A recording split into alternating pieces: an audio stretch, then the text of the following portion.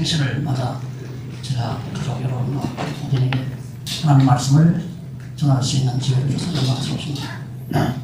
사실 목사님 알게 된 지는 한 10여 년이 됐습니다만 처음에 이름 소개를 받고 이정춘 목사님이라고 그러시더라고요. 꼭지 하나만 더 붙였으면 참 좋겠다 이런 생각을 했습니다. 그럼 이청춘 아니에요. 근데 그동안 같이 지내면서 보니까 하루가 다르게 점점 젊어지는 모습을 제가 바라보면서 상당히 제 마음에는 큰 위로가 되고 기쁨이 되고, 사실 해방 아마 직후에 세상에 출생하신 것 같아요. 고향도 이 목사님의 고향도 제가 들어갔지만 거기 순교자들이 많이 생긴 교회가 가까이 있는 것을 제가 보기도 하고 했습니다.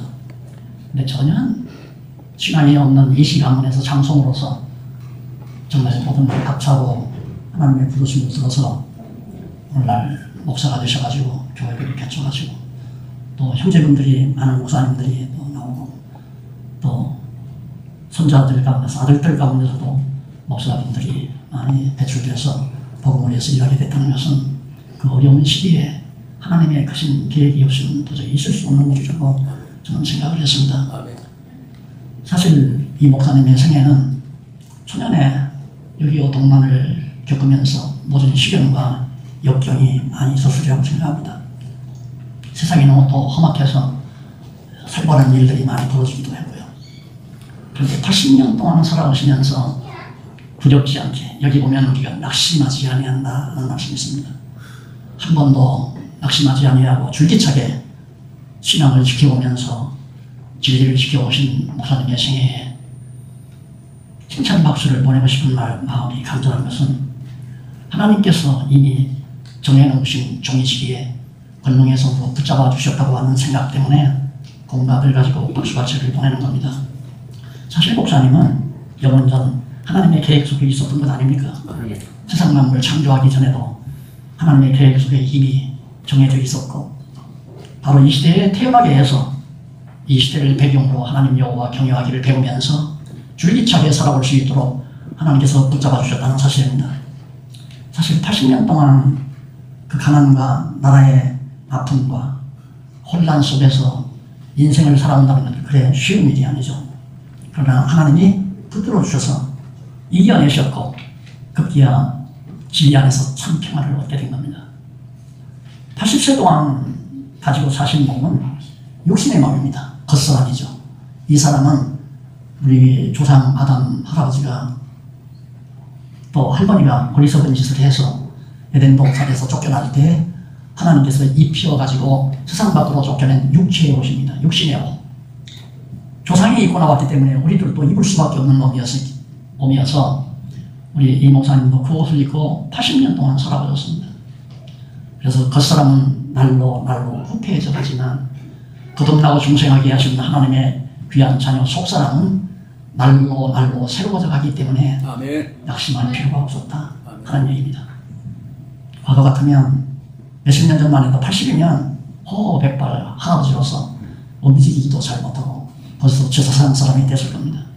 그러나 하나님께서 하나님의 귀한 말씀으로 그 영혼을 새롭게 해서 거듭나고 중생하는 속사람이 하루가 다르게 날마다 새로워지는 거죠.